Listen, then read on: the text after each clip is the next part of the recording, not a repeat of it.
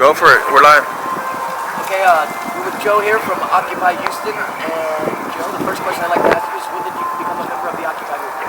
I attended Occupy's big demonstration on October 6th. The following day was Friday, the 7th of October, since I've been out.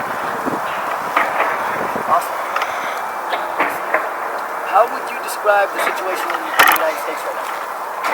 Well, there's obviously a sickening dichotomy in wealth. The top 1% have more than the bottom, and that's the dichotomy of those proportions is scary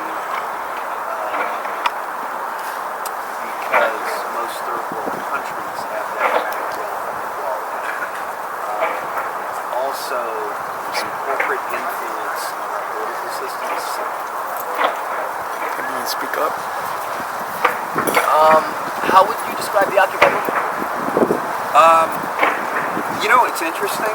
I'll liken it to the closest known relative in recent times, the Tea Party movement. Well, I'd say closest known relative. I mean, really the closest thing to it in recent memory. And that's very good because 3 years ago, when we had a President-elect Obama, the Tea Party was in its infancy, and you don't have to dig very, very deep to see what they did to the midterm elections in 2000. Yeah. So and then now isn't Herman Cain and that other one, what's her name, Michelle Bachmann, aren't they Tea Party, right?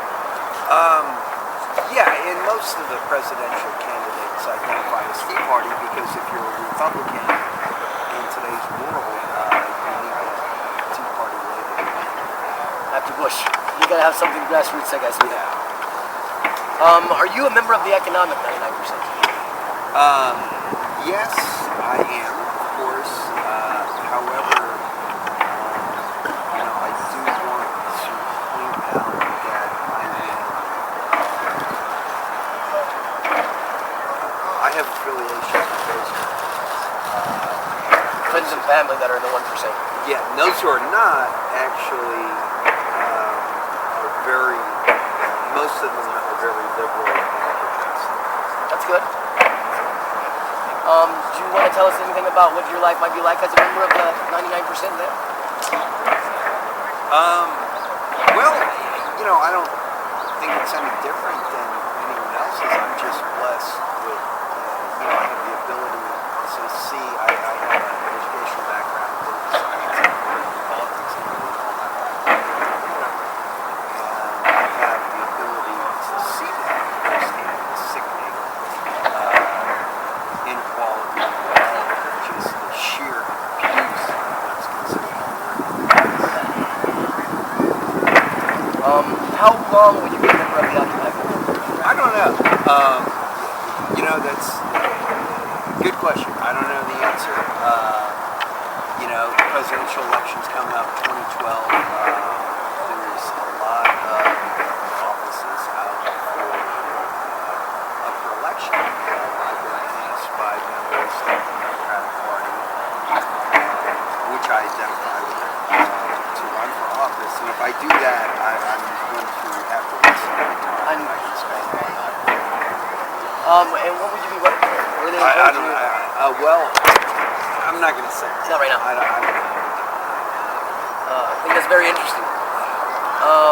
Can you share with us one of your favorite experiences since you've been involved with Occupy, or an Occupy story that? Yeah, definitely. The thing that comes to mind was, I'll point out. I'm going to point out a couple things. One was early on.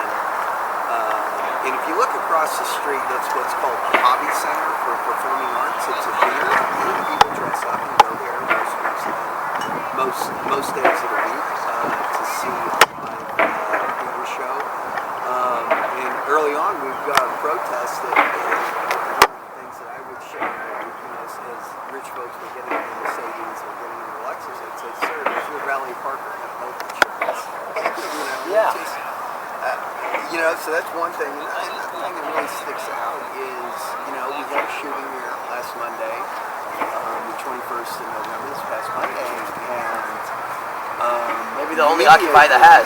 Yeah, within an hour, there was the 7 big were here, and the 4 network affiliates, the two Spanish-speaking companies in the print media, and some of the media asked me, was this scary?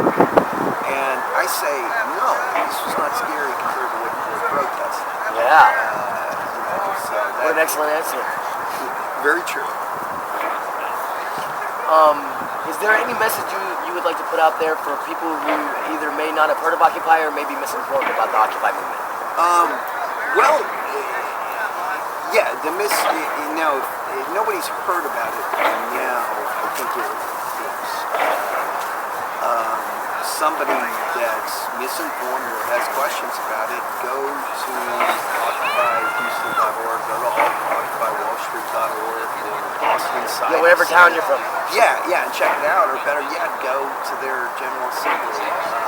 Most of them have one every night of the week. Go to your nearby largest city, go to their general assembly, and talk to folks, because that's how you find out the answer from the primary source. Yeah, get it from where it's happening at. Do you have any messages that you'd like to share with your brothers and sisters in the Occupy movement all across Texas, and the world? Yeah, definitely. Since I'm real active in our political work group, and one of the messages I've been trying to spread very early on is register to vote in the office.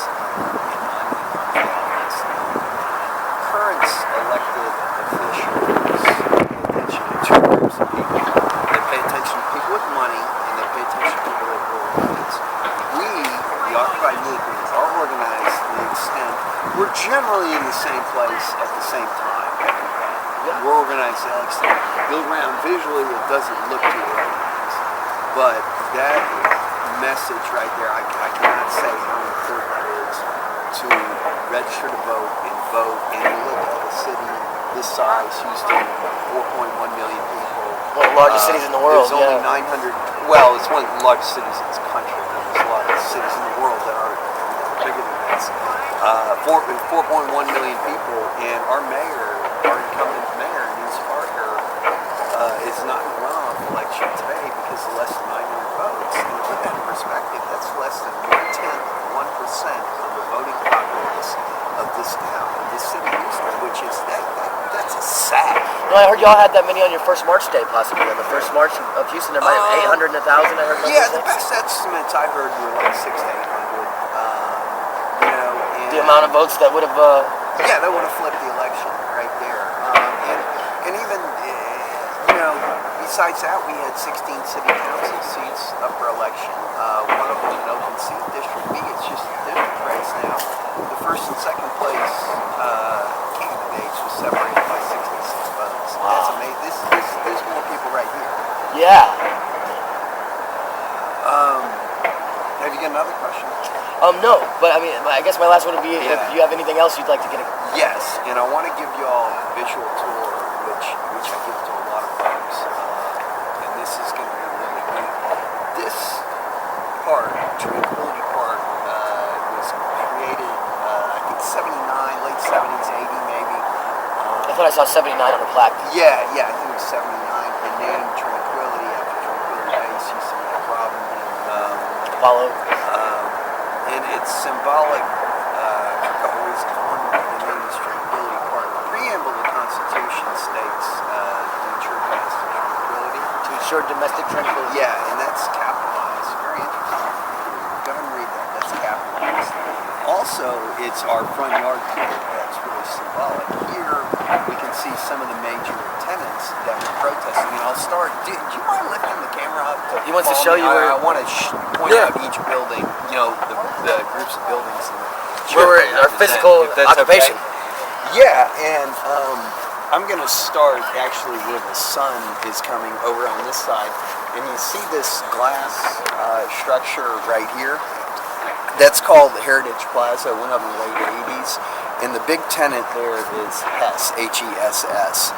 And that's an oil company. Now, an oil company? Yeah, beyond that, You might see a portion of that rounded building looks fairly new. That's the former Enron building, way back there. Oh, wow. Not the restaurant called Hyatt, but that's the former Enron building. The one behind that one. Yeah, I think Chevron's now their main tenant.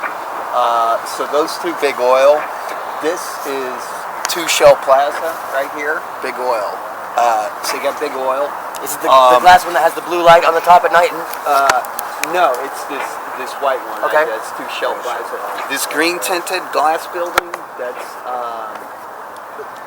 Someone took a bank? Wells Fargo. Wow. Right there. This building that looks a little bit like a cathedral. It's kind of got that limestone tint to it. The 80-story building. That's Bank America Center. Big Oil, big banks. Right here. That's obviously our original 1938 Art Deco City Hall. And just to give you a small example, one of the things we're protesting is corporate influence in politics. You say you have your own camera business or something, you can write each of our 16 city councilmen, members, and the mayor and the controller, you can write them a $5,000 check. And that's I just want to state that the building that Joe was pointing out, it's not Chevron, it's actually ExxonMobil. ExxonMobil? No, you can't see the Exxon building. It's right beyond that building. Behind the circle right there. Yeah. I walk by it every day when I go to the YMCA. That's one of ExxonMobil's buildings. And Yeah, that- the other one is the former. And that that's One Shell Plaza. Is it One Shell Plaza? Yeah, right there. That's One Shell Really looks Plaza. like the heart of the empire. So big oil, big banks, government. In this building, I want to show you right here. That's Hugh. That's the federal building. It's not the federal building. That's the Bob Casey Federal Courthouse. It's a federal building. Problem is, that's part of the private prison industrial complex. And to give you an example, companies like GEO, which is the former Wackenhut, and CCA, Corrections Corporations America, the 5 largest companies in the private prison industry, they spent $20 billion in 10 years on lobbying activities. $20 billion with a B, and that's not a lot of money. That's a significant economic figure. There's one other building I want to show you, and that's down on the end. It's a skyscraper. It's 440 Louisiana. That white one? Yeah, the white one. It's called the Lyric Center, 440 Louisiana. That's everybody's attorney. That's the city attorney? That's the...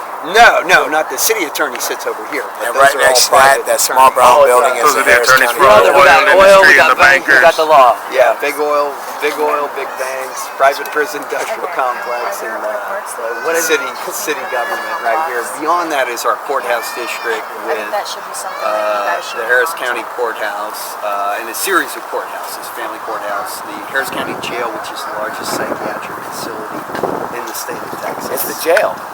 Yes. Wow. The largest psychiatric facility in the state of Texas. Scary shit. No, they usually separate those two things.